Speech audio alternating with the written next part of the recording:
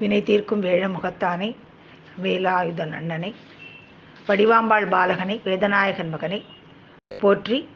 ஸ்ரீ குருப்யோ நமக. ஸ்ரீ மகாபெரிவா திருவடி சரணம். சிவன்சார் கமலபாதம் போற்றி. வாணி என் நாவில் வந்து அருள்வாயினி. அஞ்சனா மைந்தா போற்றி. நம்ம வழக்கம் போல மங்கள ஆரம்பம் பிள்ளையாரை பற்றி பார்ப்போம். பிள்ளையார் வந்து சுந்தரமூர்த்தி நாயனாருக்கு எப்படியெல்லாம் ஹெல்ப் பண்ணியிருக்கார் அப்படின்னு பார்க்கலாம். அந்த அப்பர் சம்பந்தர்களுக்கு அன்பில் அப்படிங்கிற ஊரில் ஒரு ப்ராப்ளம் வந்தது இல்லையா, அப்போ அவர் வந்து ஹெல்ப் பண்ணார்.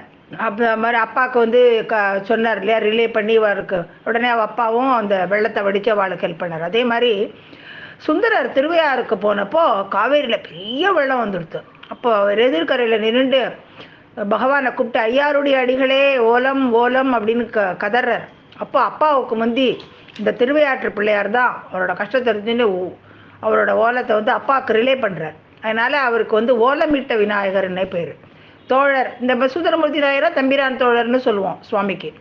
அந்த தோழர் ஓலமிட்டு அதை ஜேஷ்டபுத்திரன் செகண்ட் பண்ணினதுனால தட்சணமே சுவாமி வந்து வெள்ளத்தை வடிக்க வச்சார். ஃப்ரெண்டுங்கிற முறையில் சுந்தரர் சுவாமி கிட்ட எதை வேணாலும் கேட்பார். பறவை நாச்சியாரை பற்றி தெரியும், அவருக்கு ரொம்ப பிரியமானவர். அவள் வந்து திருவாரூர் கோயிலில் நாட்டியம் பண்ணுறவள்ள ரொம்ப பரமபக்த உத்தமி, தான தர்மிஷ்டே கூட. அதனால் அவள் என்ன பண்ணுவோன்னா வாரி கொடுக்கறதுக்காக சுந்தரர்கிட்ட அது கொடு இது கொடு பொண்ணுதான் நெல்லுதான்னு கேட்போம். உடனே இவர் என்ன பண்ணுவார், அவளுக்காக போய் சுவாமிகிட்ட நச்சரித்து வாங்கிட்டு போவார். இப்படி தான் திருமுதுகுன்றம் அப்படின்னு தேவாரத்தில் ஒரு இடம் சொல்லியிருக்கோம். அந்த இடம் வந்து இந்த விருத்தாச்சலம்னு சொல்கிற இடம் தான். அந்த இடத்துல பொன் கேட்டு சாமி 12,000 பொண்ணு கொடுத்தார். சுந்தரர் அதோட விடலை. கொடுத்ததெல்லாம் போகாது, நீ தான் காபந்து பண்ணி எடுத்துட்டு நான் ஊராக திருவாரூர் போகிறதுக்குள்ளேயே கொண்டு போய் சேர்த்துடணும், நீயே எப்படியாவது சேர்த்துருங்கிறார். உடனே பகவானும் சரிங்கிறார். ஆனால் எப்பயுமே சிவன் கொஞ்சம் லீலை பண்ணுறது வழக்கம்தான். அதனால் அதை லீலை பண்ண நினச்சி இந்த பொண்ணை என்ன பண்ணுற, இங்கே ஓடுறது இல்லையா மணிமுத்தாடுற அங்கே போட்டுரு, அப்புறம் ஊராக என்னை பாடிட்டு திருவாரூருக்கு போ. அங்கே கமலாலயம் ஒரு குளம், அந்த பிரசித்தி பெற்ற அந்த குளத்தில் ஈசான்ய மூலை வடகிழக்கு மூலையிலேருந்து கலெக்ட் பண்ணிக்கோங்கிறார்.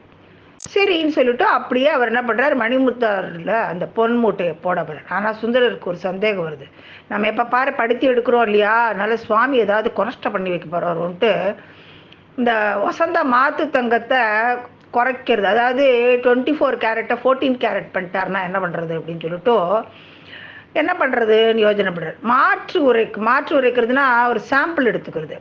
அப்போ பிள்ளையார் வந்து அவருக்கு ஹெல்ப் பண்ணுறார். அவர் பக்கத்தில் வந்து நின்னோடனே அது வந்து பத்திர மாத்து தங்கம் 24 கேரட்னு சர்டிஃபை பண்ணிடுறார். உடனே விருத்தாச்சலம் கோயிலில் 63 பக்கத்தில் மாற்றுரைத்த பிள்ளையார் அப்படின்னு அவருக்கு பேர். சரின்ட்டு அந்த 63 பாடி திருத்தொண்டகை பாடினவர் சுந்தரர் தானே.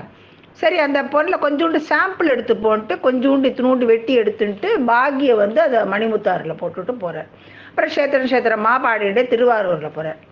அப்போ பறவை நாச்சியாரை வந்து அங்கே நில்லு அப்படின்னு சொல்லிட்டு படித்துறையில் நிற்க சொல்லிவிட்டு குளத்துக்குள்ளே இறங்குறார் பொண்ணை எடுக்கணும்னு. பகவான் இவர் நினைக்காத இன்னொரு கொனஸ்டையும் பண்ணியிருக்கிறார். ஏதோ ஒரு மாற்று தான் குறைஞ்சது இல்லாமல் முதலுக்கே மோசமாக பொன்மூட்டியே கிடைக்கல. பறவை நாச்சியார்னா என்ன சுவாமி ஆற்றுல போட்டுட்டு குளத்தில் தேடுறாருன்னு கேள்வி பண்ணுறான். அதுவே பிற்பாடு ஒரு வஜனமாகவே எடுத்து ஆற்றுல போட்டு குளத்தில் தேடுறான்னு சொல்கிற மாதிரி. சுந்தரமூர்த்தி நாயனாருக்கு எரிச்சல் ஒத்துண்டு வருது. உணர்ச்சி ஜாஸ்தி எடுத்துனா அவருக்கு தான் பாடம் வந்துருமே. ஆனால் வழக்கம் போல் நிந்தாஸ்துதி பண்ணால் சுவாமி காது கொடுக்காமல் இருக்கிற. அப்புறம் இந்த இவன் முன்னாடி பறவை நாச்சியார் முன்னாடி இன்னும் அவமானம் வேற பற்ற வச்சுருவாருன்னு சொல்லிட்டு ரொம்ப ரொம்ப ரொம்ப தைரியமாக குழஞ்சிட்டு வேண்டின்ட்டு பதிகம் பாடுறார். அது வந்து பொன் சமாச்சாரம் இல்லையா, அதனால பொன் செய்த மேனி நீர் அப்படின்னு பாடுறார். அதே இவர் இன்னொரு பொன்னார் மேனினேன்னு ஒரு பிரபலமான பாடலும் நமக்கு ஞாபகம் வரும். அதுவும் சுந்தரமூர்த்தி நாயனார் பாடினது தான். சரின்ட்டு இவர் சுவாமியே அப்படி பண்ணுறாருன்னா இவரோட பாட்டு வேணும், அதுக்காக தான் அப்படி சோதிச்சது. பாடின உடனே பொண்ணை கிடைக்க முடியாது பண்ணிடுறார். அப்போ பிள்ளையார் வந்து மாத்து அங்கே வந்து செக் பண்ணுறார்.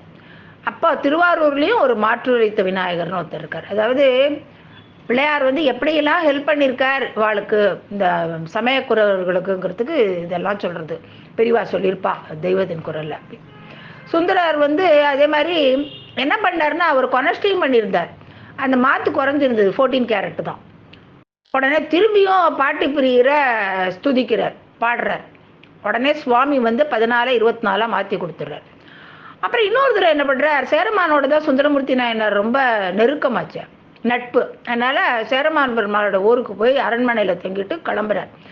ராஜா என்ன பண்ணுறான்னா சம்பாவனை ராஜா உபச்சாரம் பண்ணி அனுப்புகிறான். மூட்டை மூட்டையாக பொதி அப்படின்னு சொல்லுவாள். அப்படி நிறைய பொதி பொண்ணு பொருள் எல்லாம் கொடுத்துறான். ராஜா சேவர்கள்லாம் அதை தூக்கிட்டு வர அவர் கொங்கு நாட்டு வழியாக திருவாரூர் திரும்பி போயிட்டுருக்கார். திருப்பூர் கிட்டக்க திருமுருகன் பூண்டின்னு ஒரு கஷேத்திரம். அங்கே காட்டு வழியில் சுந்தரர் அந்த ஆட்களோட போயிட்டுருக்கார், ராஜாவோட ஆட்களோட. அப்போ சுவாமி பார்த்தார், நம்மள்கிட்ட இதை கொடு அதை கொடுமா, ஒரு கஷேத்திரம் விடாமல்னா இப்போ ராஜ சம்பாவனையோட போகிறதுனால நம்மளை லட்சியம் பண்ணாமல் வேண்டியிருக்கியா, இரு நீயே நான் ஏதாவது கொடுத்தாக்கா நீயே திருவாரூரில் சேருங்க, இன்னைக்கு ராஜசேவர்கள் துணை வந்த உடனே என்ன இது பண்ணாமல் போயின்ட்டுருக்கியா, நீ காட்டில் என்னை பொதியோட போறியா வா அப்படின்னு சொல்லிட்டு உனக்கு என்ன பண்ணுறேன்ட்டு கொஞ்சம் சோதனை பண்ணணும், லீலை பண்ணுறது வழக்கம் போல். இந்த பூதகணங்களெல்லாம் வேடர்களாக மாற்றி சுந்தரர் கோஷ்டி எதிர்த்து வழிப்பறி. ஆனால் அது உயிருக்கு எதுவும் ஹானி செய்யாமல் அந்த கணங்கள்லாம் பொருளை மட்டும் பிடிங்கிட்டு சாமிகிட்ட பொதியை கொடுத்துருத்து.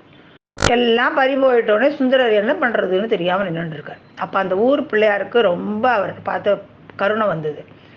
ஊருக்கு போய் திருமுருகன் பூண்டி அந்த திருமுருகன் பூண்டி முருகனை வைதாரையும் வாழ வைப்பான்னு சொல்லுவாள். ஆனால் அந்த ஊரில் இருந்த அவரோட அண்ணாக்காரர் என்ன பண்ணுறாரோ தன்னை வயிறுதாரி அப்படின்னு சுந்தரர் சொல்லியிருக்காரு இல்லையா, அந்த வச்சதை திட்டினதை கூட இது பண்ணிக்காமல் அவரை வாழ வைக்க நினச்சார். உடனே கோயிலை விட்டு கொஞ்சம் தூரம் ஓடி வர்றார். சுந்தரை பார்த்த உடனே ஒரே கூவலாக கூவி அவரை கூப்பிடுறார். இங்கே கோயிலில் இருக்கிற என் அப்பா தான் கணங்களை அனுப்பி வழிபறி செஞ்சது, அதனால் கணபதியான எனக்கு பங்கு இல்லை, நீ கோயிலுக்கு அவரை பாடு, நீ பாடிட்டியானா அவர் மனசுக்குள்ளிருந்து அப்படியே உனக்கு வேணுங்கிறத கொடுத்துருவார்னு சொன்ன உடனே உபாயமும் சொல்லி கொடுக்குறார். உடனே சுந்தரமூர்த்தி கூவி கூப்பிட்ட அந்த பிள்ளையாருக்கு கூப்பிடி பிள்ளையார் அப்படின்னு பேர். அவர் திருமுருகன் பூண்டியிலேருந்து அவினாசிக்கு போகிற ரூட்டில் இருக்கார். அவருக்கு ரொம்பவும் நன்றி சொல்லிட்டு ரொம்ப பரம கருணையோடு அவர் வழிகாட்ட சுந்தரர் கோயிலுக்கு போகிறார். நிந்தாஸ்துதி பண்ணி இன்னும் கஷ்டம் ஏற்பட இடம் கொடுக்க வேண்டாம், சுவாமியே தான் கொள்ள நடத்தினது கூட நமக்கு தெரிஞ்சதாக காட்டிக்க வேண்டாம், துஷ்ட வேடர்கள் இருந்த இந்த ஊரில் நீ இருக்கலாமா அப்படின்னு சுவாமிகிட்ட அங்கலாச்சுக்கிற மாதிரி பாடலாம் அப்படின்னு நினைக்கிறார். உடனே இங்கே ஏன் சுவாமி நீங்கள் வாசம் பண்ணணும் அப்படின்னு அர்த்தம் கொடுக்குறாப்புல ஒவ்வொரு பாடலையும் எத்துக்கு இங்கே இருந்தீர் எம்பிரானே அப்படின்னு ஒரு பதிகம், அதாவது கொடுகு வெஞ்சிலைன்னு ஆரம்பிக்கும் அந்த பதிகம்னு சொல்லியிருப்பா மகாபெரிவா. சுவாமியும் தான் தான் அந்த வழிப்பறி அரேஞ்ச் பண்ணதுன்னு காட்டிக்காம அந்த வேடர்களுக்கே மனசு மாறி அவளே கணங்களை திரும்பி வேடர்களாக்கி அவளே பொதியை கொண்டு சந்நிதியில் சுந்தரருக்கு முன்னாடி கொண்டு போட்டுடும் மாதிரி. அதாவது பக்தர்களும் பகவான் விளையாடி கொள்றதுக்கு எல்லையே இல்லைன்னு சொல்லியிருப்பார். மாணிக்க வாசகருக்கும் விநாயகர் நிறைய அனுகிரகம் பண்ணியிருக்காரு. இத்தனைக்கும் தேவாரம் பாடின மாணிக்க வாசகர் அவரோட திருவாசகத்தில் பிள்ளையாரை பற்றி ஒன்றும் சொல்லவே இல்லை, இருந்தாலும் அவரோட வாழ்க்கையில் நெருக்கமாக சம்பந்தப்பட்டிருக்காரு அப்படின்னு சொல்லி பெரியவா ரொம்ப பேருக்கு தெரியாத கதைன்னு ஒன்று சொல்லியிருப்பா. அது ஆவுடையார் கோயில், அதாவது பழங்காலத்தில் பாண்டி நாட்டிலேருந்து சோழ தேசம் போகிறதுக்கு ஆவுடையார் கோயில் வழியாக தான் நல்ல சாலை இருந்தது. மாணிக்க வாசகர் காலத்தில் அந்த ஆவுடையார் கோயிலுக்கு திருப்பெருந்துறைன்னு பேர். எல்லாருக்கும் உடனே அந்த பாட்டு கூட திருப்பெருந்துறை சிவபெருமானேன்னு திருவம்பாவையில் ஒரு பாட்டு வரும், ஞாபகம் கூட வரும். அங்கே வழிபோக்கர்களாக தங்கறதுக்கு ஒரு சத்திரம் இருக்கும். அதுக்கு பக்கத்தில் வானம் பார்க்க, அதாவது கூரையெல்லாம் இல்லாமல் ஒரு பிள்ளையார் இருப்பார். அந்த வெயில் வந்த யாத்திரிகர்கள் அந்த கூரையின் கீழே ரெஸ்ட் பண்ணிப்பா. சத்திரத்துக்கு பக்கத்தில் இப்படி இத்தனை வெயிலையும் தன் மேலே வாங்கிட்டு பிள்ளையார் இருப்பார். இந்த சில இடங்கள் அப்படி தான் இருக்கார். ஆனால் அங்கெல்லாம் வெயில் உகந்த பிள்ளையார்ன்பா. ஆனால் இந்த இடத்துல வெயில் காத்த பிள்ளையார் அப்படின்னு சொல்லுவாள். என்ன வித்தியாசம்னா, மற்ற இடங்களில் ஜனங்கள் அனுபவிக்கிற வெயில் கஷ்டத்தை தாமும் அவளோட சேர்ந்து அனுபவிக்கிறாராம். ஆனால் இங்கே அப்படி இல்லையா, அவர் பிரியமாகவே வெயில பிரியப்பட்டே உகந்து ஏற்றுக்கொள்கிறாராம். அதனால தான் வெயில் காத்த பிள்ளையார். இன்னும் ஒரு படி மேலே போய் சத்திரத்தில் தங்குறவாள்லாம் யாத்திரை தொடரும் போது வெயிலாக கஷ்டப்படாமல் அவளுக்கும் சேர்த்து அந்த வெயிலை வாங்கிக்கிறாராம். அப்படி தானே வாங்கிட்டு அவளை உஷ்ணத்துலேருந்து காப்பாற்றுறாருங்கிறதுனால தான் அவருக்கு பேர் வெயில் காத்த பிள்ளையார். அப்புறம் அந்த பாண்டிய ராஜாவுக்காக குதிரை வாங்க போன மந்திரி, அவர் பேர் முதல்ல திருவாத ஊரர், அப்புறம் மாணிக்க வாசகர்னு மகானான கதை. அவர் குதிரை வாங்க போகிற நேரத்தில் அந்த திருப்பெருந்துறை சத்திரத்தில் தான் ராத்தங்கிறார். அப்போ அவருக்கு சொப்பனத்தில் வெயில் காத்த பிள்ளையார் வரார். வெயிலா சஃபரிங் எதுவும் தெரியாத பரபிரம்மே தாம் அப்படின்னு வாத ஊராருக்கு சொல்ல நினைச்சிட்டோம். தான் ஒருத்தரே பிரம்மா விஷ்ணு ருத்ரர் அப்படி 3 ரூபமாகவும் அவர் காட்சி கொடுக்குறார். கொடுத்த அப்புறம் இந்த ஊரில் பரபிரம்மத்துக்கு கோயில் கட்டு, அரூபமாகவும் நிர்குணமாகவும் இருக்கிற தத்துவத்துக்கு எப்படி கோயில் கட்டுறதுன்னு கேட்காத, அதற்கு நேரடியாக கோயில் கட்ட முடியாது தான், ஆனாலும் அப்படி ஒரு தத்துவம் உண்டு அப்படின்னு சகல ஜனங்களுக்கும் கொஞ்சமாவது நினப்பு வரணும். அதனால சிம்பாலிக்கா புரிஞ்சுக்கிற மாதிரி ஒரு கோயில் கட்டு. பரபிரம்மம் அருவம், நாம் பார்க்கிற மூர்த்திகளில் சிவலிங்கம் தர பாக்கி எல்லாம் உருவம். சிவலிங்கத்துக்கு அவயங்கள் கொண்ட உருவமும் இல்லை, அருவமும் இல்லை. அது நீல உருண்டையாக இருக்குது. அதனால் அதுக்கு அருவுருவம்னே பேர். சிவலிங்கத்துக்கு பீடம் இருக்கிறது அதுதான் ஆவுடையார். அதுவே பிரம்மா விஷ்ணு ருத்ரஸ்வரூபம், அதுக்கு மேலே சிவம் அப்படிங்கிற அருவ பிரம்மம் இருப்பது சிம்பாலிக்கா காட்டுதான் லிங்கம். ஆனால் உருவ தத்துவத்திலேயே இன்ட்ரெஸ்ட் இருக்கிற ஜனங்கள் மறந்துட்டு லிங்கத்தையும் ஒரு உருவமூர்த்தின்னு நினைக்கிறான். பொது ஜனங்கள் இருக்கிற ஸ்திதியில் அப்படிலாம் நினைக்கிறது இயற்கை தான். ஆனால் மற்ற கோயில் அப்படி இருந்துட்டு போகட்டும். ஆனால் இந்த பெரிய தேசத்தில் இந்த ஒரு இடத்துலையாவது வேதத்தின் பரம தாத்பரியமான பரபிரம்மத்தை அருவ பரம்பொருளை அழுத்தமாக ஞாபகப்படுத்த ஒரு ஆலயம் வேணும். உருவம் இங்கிலேருந்து உருவம் அப்படிங்கிற வரைக்கும் கொண்டு விட்டுருக்கிற ஈஸ்வரனுக்கு தான் அதற்கு அடுத்த ஸ்டேஜான அருவமாக வைத்தும் கோயில் கட்டினால் பொருத்தமாக இருக்கும். ஜனங்களின் மனோபாவத்துக்கு அதுவே சரியாக வரும். அதனால் நீ என்ன பண்ணுற, ஆவுடையாரை மட்டும் மூலஸ்தானத்தில் வச்சு அதுக்கு மேலே லிங்கம் பிரதிஷ்டை பண்ணாமல் காலியாக விட்டு கோயில் கட்டு. காலினா சூன்யம்னு அர்த்தம் இல்லை, அதுதான் நம்ம எத்தனை ஜீவாத்மாக்களுக்கும் மூலம். ஜனங்களுக்கு புரிவிக்கிறதுக்காக ஆத்மநாத சுவாமின்னு பேர் வை. நான் சொன்னேனே நீ இப்பயே காரியத்தில் இறங்க வேண்டாம். இங்கே ஒரு குருந்த மரம் இருக்குது.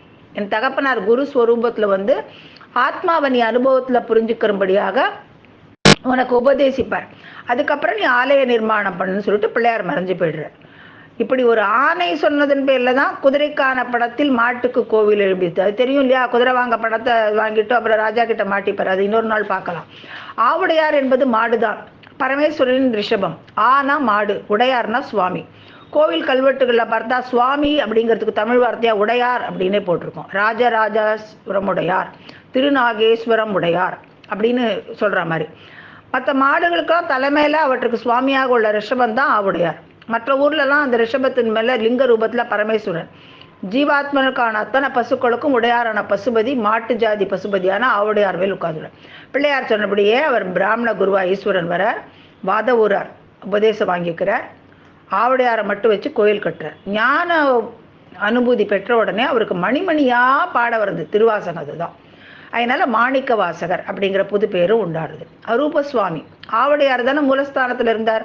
ஜனங்கள் அந்த திருப்பெருந்துறைக்கும் ஆவுடையார் கோயில்னே புது பேர் வச்சுட்டான். அம்பாளும் அங்கே அரூபந்தான். இவர் ஆத்மநாதர்னா அவள் யோகாம்பிகை. இப்படி அவள் அரூபமாக விட்டதற்கு வட்டி முதலமாக மாணிக்க வாசகர் என்ன பண்ணார்னா, கோயில் கட்ட சொன்ன பிள்ளையாருக்கே 3 மூர்த்திகள் சேர்ந்தாலும் போல வைத்து விட்டார். இவ மும்மூர்த்திகளான 3 ரூபத்தில் தரிசனம் தான். இவரும் அவருக்கு 3 மூர்த்தி வைத்து விட்டார். மும்மூர்த்திகளும் அவர். ரெட்ட பிள்ளையார் பல ஊரில் உண்டு, ஆனால் ஆவுடையார் கோயிலில் மட்டும் 3 பிள்ளையார் தான். அதுக்கப்புறம் நம்ம வந்து இன்னைக்கு ஆஞ்சநேயரை பற்றி பார்க்கலாம். ஆஞ்சநேயரை பற்றி பார்க்குறச்ச எப்பயுமே சொல்லுவா, அவரை வந்து ஆஞ்சநேயர் சனி பகவான் வந்து யாரையுமே விட மாட்டார். மகான்களையும் பிடிப்பார், எல்லாரையும் பிடிப்பார். ஆனால் மகான்களெல்லாம் பிடிக்கிறதுக்கு வந்து சொல்லிட்டு பிடிப்பார். நம்மள மாதிரி ஆசாமிகளை பிடிக்கிறச்செல்லாம் சொல்லிட்டுலாம் பிடிக்க மாட்டார்.